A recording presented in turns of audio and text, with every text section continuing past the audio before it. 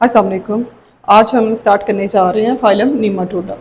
सबसे पहले तो इस वर्ड की बात करेंगे। नीमाटोडा का मतलब जो है ना वो क्या है। नीमाटोडा वर्ड का मतलब है पॉइंटेड एंड्स, यानी ऐसे वार्म्स या ऐसे जो है ना वो लंबे लंबे कीड़े जिनके जो दोनों किनारे होंगे वो पतले होंगे। तो पतले किनारों वाले पॉइंटेड एंड्स वाले जो वर्म्स हैं वो सारे इंक्लूडेड होते हैं फाइलम नीमाटोडा के अंदर। फाइलम नीमाटोडा की हैबिटेट की बात करेंगे, कहाँ रहते हैंगे। कुछ स्पीशीज इसके अंदर फ्री लिविंग है। जो फ्री लिविंग है या वो पानी के अंदर होंगी या वो सॉइल के अंदर जो है ना वो रहेंगी। इसमें एग्जांपल हमारे पास जो है वो आती है कैनल हैबिटेस एलिगेंस की। ये एक ऐसा वर्म है जो कि फ्री लिविंग फॉर्म में जो है वो पाया जाता है और ये बहुत इम्पॉर्टेंट और मशहूर भी है बायोलॉजिकल रिसर्च के हवाले से, मॉलिक्यूलर जो है रिसर्च के हवाले से। तो रिसर्च के लिए ये एक मॉडल ऑर्गेनिज्म के तौर पर यूज़ होता है। अगले हमारे पास जो है टाइप आ जाते हैं इसमें पैरासाइट्स की, यानी फ्री लिविंग भी हैं और पैरासाइट्स भी हैं। पैरासाइट वो हैं जो किसी भी होस्ट के अंदर रहते हैं, अपनी फूड के लिए, नरिशमेंट के लिए डिपेंडेंट होते हैं। या ये एनिमल के ऊपर डिपेंडेंट होंगे या ये प्लांट्स के ऊपर डिपेंडेंट होंगे। अब जो एनिमल्स हैं इनमें वर्टिब्रेट्स भी शामिल होंगे और इनवर्टिब्रेट्स भी शामिल होंगे। अब पैरासाइट की एग्जांपल्स हम लेंगे स्कैरिस उर्फ आम जिसे मलप जो है वो कहा जाता है। फिलेरियल वर्म्स होते हैं।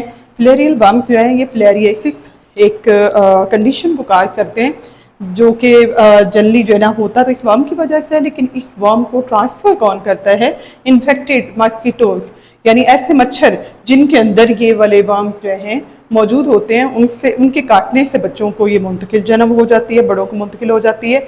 और इससे नतीजे में वो एलिफेंट लाइक अपीयरेंस जो है ना वो आ जाती है, यानी सूजे हुए फूले हुए जो है ना वो जिस पार्ट के ऊपर जो है वो इन्फेक्शन होगा वो बहुत ज़्यादा उसमें जो है ना स्वेलिंग आ जाएगी, यानी फिलारियासिस हो जाएगा उसमें।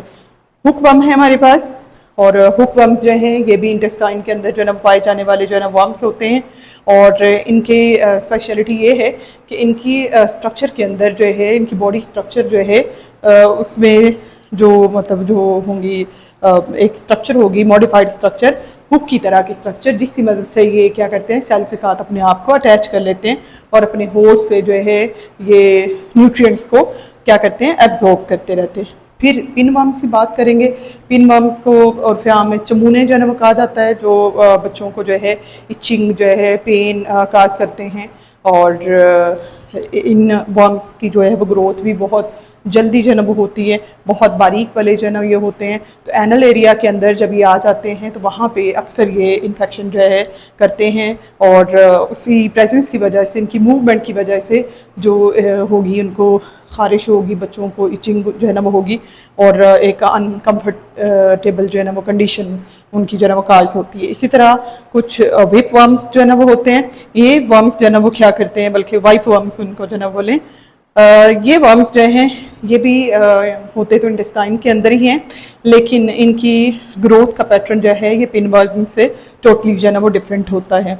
ये अपनी जो है ना वो ग्रोथ को बहुत जल्दी जो है ना बढ़ा लेते हैं और न्यूट्रिएंट्स को एब्जॉर्ब करते रहते हैं अपना इंटेस्टाइन से। नेक्स्ट इसी सिमेट्री की बात करेंगे हम, इसी ऑर्गेनाइजेशन की बात जो है ना वो करेंगे कि यानी इसमें जो है जो बॉडी पार्ट्स होते हैं, जो बॉडी ऑर्गन्स होते हैं वो किस तरह से अरेंज होते हैं। तो सेंट्रल पॉइंट के इर्द गिर्द ये अरेंज है, यानी इनमें जो है एंटीरियर और पोस्टीरियर जो है ना वो साइड होती है और एंटीरियर पोस्टीरियर चूँकि दो साइड्स जो है ना वो आ रही हैं। इसी तरह जो है लेफ्ट और राइट साइड जो है ना बॉडी की जो है ना बन रही है, अंदर से हम इक्वली डिवाइड कर दें तो इस बिना पर ये बाईलेटरल सिमेट्री जो है ना वो रखने वाले ऑर्गेनिज्म हैं। सेगमेंटेशन की बात करेंगे। सेगमेंटेशन जो है ना वो क्या है, बॉडी के अंदर जो है कते जो है ना वो बने होते हैं, तो इनकी जो बॉडी होती है उसमें सेगमेंटेशन नहीं है, अनसेगमेंटेड जो है ना वो बॉडी है, बगैर जो है ना वो सेगमेंट की ये बॉडी पाई जाती है। बॉडी ऑर्गेनाइजेशन की बात करेंगे। बॉडी ऑर्गेनाइजेशन इसमें ट्रिप्लोब्लास्टिक होती है, यानी कि बॉडी तीन तहों पर मुश्तमिल होती है। आउटर मोस्ट जो है एक्टोडर्म जो है ना वो होती है, उससे इनर मेसोडर्म जो है ना वो होती है और इनर मोस्ट जो है वो एंडोडर्म होती है। तो तीन तहों से ओरिजिनेट होती हैं, तीन जमीनल लेयर से इसकी बॉडी जो है ना वो बनी होती है, इसलिए ये ट्रिप्लोब्लास्टिक ऑर्गेनिज्म होते हैं। फिर कैटेगरी है इनकी सूडोसिलोमेट की, यानी बॉडी सिलोम है इनके अंदर, बॉडी कैविटी है, बॉडी वॉल जो है ना वो है, लेकिन ये फॉल्स है। क्योंकि क्यों फॉल्स जो है ना ये है, क्यों इसको जो है ना फॉल्स बॉडी कैविटी कहा जाता है, क्योंकि इसके अंदर जो सिलोम है जिसको सूडोसिलोम कहते हैं, सूडोसिलोम जो है वो खाली जगह नहीं है बल्कि वो भरी हुई है। किससे भरी हुई है? ये भरी हुई है वाटर के साथ। तो चूंकि खाली जगह है और तो मतलब सिलोम है और खाली जगह जो है उसमें मतलब जो वो स्पेस है वो वाटर से जो है ना वो फिल्ड हो गई है। मतलब ये कि टिश्यूज और सेल्स से नहीं भरी हुई है और टिश्यूज और सेल्स से जो है ना फिल्ड नहीं है, पेरेंकाइमा नहीं है उसके अंदर, लेकिन उसमें जो है ना वाटर प्रेजेंट होता है। तो इस बिना पर ये जो कैटेगरी है ऑर्गेनिज्म की, ये सूडोसिलोमेट जो है ना वो कहलाते हैं। फाइलम नीमाटोडा सूडोसिलोमेट का रिप्रेजेंटेटिव जो है ऑर्गेनिज्म है हमारे पास। सूडोसिलोम होगी हमारी। सूडोसिलोम जो है ये सिलोम से और किस तरह से डिफरेंट है? एक तो ये हो गया कि सूडोसिलोम जो है इसमें ये फॉल्स है और फिल्ड है विद वाटर। दूसरी इसकी जो डेवलपमेंट होती है वो भी डिफरेंट है। इस सूडोसिलोम की जो डेवलपमेंट होती है वो ब्लास्टोसील से है, यानी ब्लास्टोसील जो है वो वाली कैविटी है। जब जो है ब्लास्टुला स्टेज के ऊपर जो है ब्लास्टुलेशन जो है ना वो होती है, तो उस वक्त में जो कैविटी अपीयर होती है ब्लास्टोसील जो है ना वो कहलाती है। तो ब्लास्टोसील से डिवेलप होगी ये वाली जो है ना वो सिलोम, और ये इसमें मेसोडर्म से ओरिजिनेट नहीं होगी। मेसोडर्म से नॉर्मली जितने भी सिलोमेट होते हैं उनकी सिलोम जो है मेसोडर्म से ओरिजिनेट होती है, लेकिन इसमें ये मेसोडर्म से ओरिजिनेट नहीं होगी बल्कि ये डेवलप होगी ब्लास्टोसील से। नेक्स्ट आ जाता है इसका डाइजेस्टिव सिस्टम। डाइजेस्टिव सिस्टम इसका सिंपल होता है, कंप्लीट होता है और एक स्ट्रेट ट्यूब की तरह का होता है। इस ट्यूब के अंदर जो है वो दो ओपनिंग होती हैं, एक को माउथ कहते हैं, एक को एनस बोलते हैं। माउथ जो है वो ये फूड की इंजेशन के लिए है या एब्जॉर्प्शन के लिए है, जबकि एनस जो है ये अनडाइजेस्टिव जो वेस्ट मटेरियल है उस बॉडी से एलिमिनेट करने के लिए, निकालने के लिए। तो जितने भी पैरासिटिक वर्म्स होते हैं, हमने कहा इसमें एक बड़ी तादाद जो है ना पैरासिटिक वर्म्स ही है, उनके अंदर भी सिंपल डाइजेस्टिव सिस्टम जो है मौजूद होता है। और ये सिंपल डाइजेस्टिव सिस्टम इसी तरह की दो जो है ना वो ओपनिंग पर मुश्तमिल होता है। एक को माउथ जो है ना वो कहा जाता है और दूसरी को एनएस जो है वो कहा जाता है। तो इंजेक्शन भी हो रही है इनके अंदर और इजेशन भी हो रही है। इंजेक्शन कहाँ से लेनी है? चूंकि पैरासिटिक वर्म्स की हम बात कर रहे हैं, तो पैरासिटिक वर्म्स जो है ना वो क्या करते हैं, उनके होस्ट से जो डाइजेस्टिव फूड होती है, ज़्यादातर ये डाइजेस्टिव ट्रैक के अंदर ही जो है ना वो रहते हैं, तो वहाँ से जो मतलब कह लें कि डाइजेस्टिव तकरीबन फूड ही होती है, उसको इन्होंने क्या करना है, एब्जॉर्ब जो है ना वो कर लेना। एक्सक्रीटरी सिस्टम देखेंगे हम इसका। निमाटोड्स के अंदर जो एक्सक्रीटरी सिस्टम होता है ये केनाल्स पर मुश्तमिल होता है, नालियों पर मुश्तमिल होता है, और प्रोटोनेफ्रिडिया पर मुश्तमिल होता है।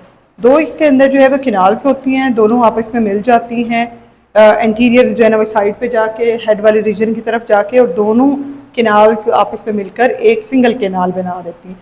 और ये जो सिंगल केनाल है ये बॉडी के बाहर की तरफ खुलती है एक पोर से ज़रिए से, सुराख के ज़रिए से, जिसे नेफ्रिडियोपोर जो है ना वो कहा जाता है।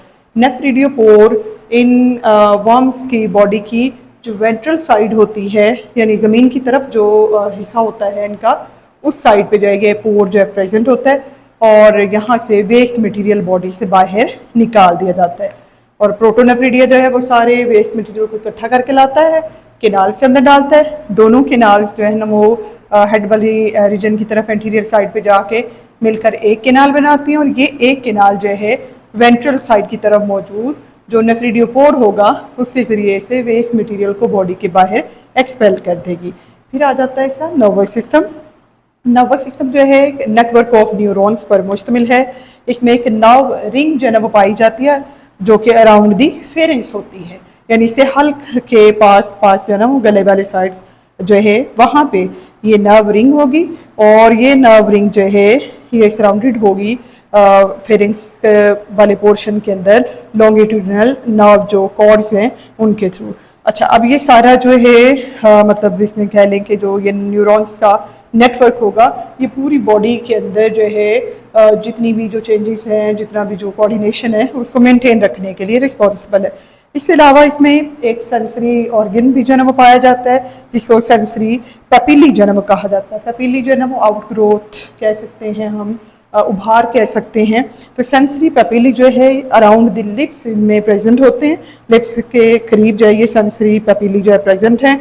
और इनका स्ट्रक्चर अगर देखा जाए तो इस तरह से जैसे कोई बाल खड़े हुए बाल, रेस्ड हेयर जो हैं, उसी तरह के ये सेंसरी ऑर्गन होते हैं जो कि इसमें कि केमिकल्स की डिटेक्शन और जो सेंसेशन होती है उसको करते हैं। सर्कुलेटरी और रेस्पिरेटरी सिस्टम की बात करेंगे। सर्कुलेशन किस तरह से होती है और रेस्पिरेटरी गैसेस को किस तरह से एक्सचेंज किया जाता है। इसके अंदर सर्कुलेशन और रेस्पिरेशन के लिए एक प्रॉपर वेल डिफाइंड सिस्टम जो है नहीं होता, लेकिन गैसेस एक्सचेंज भी होना है और मटेरियल की ट्रांसपोर्टेशन भी होनी है। तो किस तरह से होगा?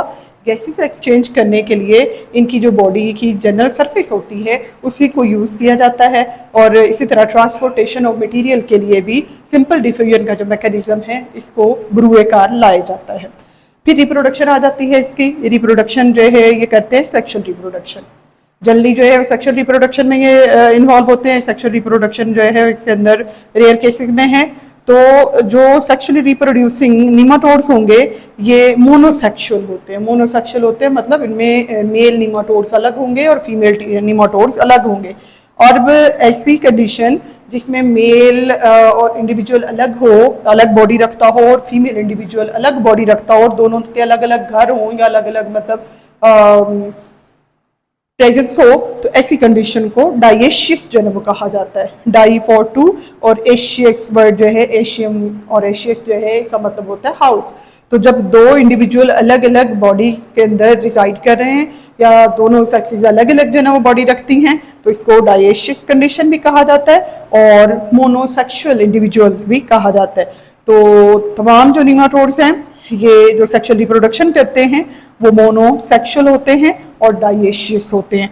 मेल निमाटोड्स के अंदर रिप्रोडक्टिव ऑर्गन जो है ना वो कौन सा होगा? इसमें टेस्टिस होंगे जो कि स्पर्म की प्रोडक्शन में इन्वॉल्व होते हैं। ऐसे ही जो फीमेल निमाटोड्स होंगे, इन निमाटोड्स के अंदर ओवरीज प्रेजेंट होती हैं जो एग की प्रोडक्शन जो है ना वो करती हैं। एग और स्पर्म फ्यूज होते हैं और फ्यूजन के बाद जो है फर्दर इंडिविजुअल की प्रोडक्शन करते हैं।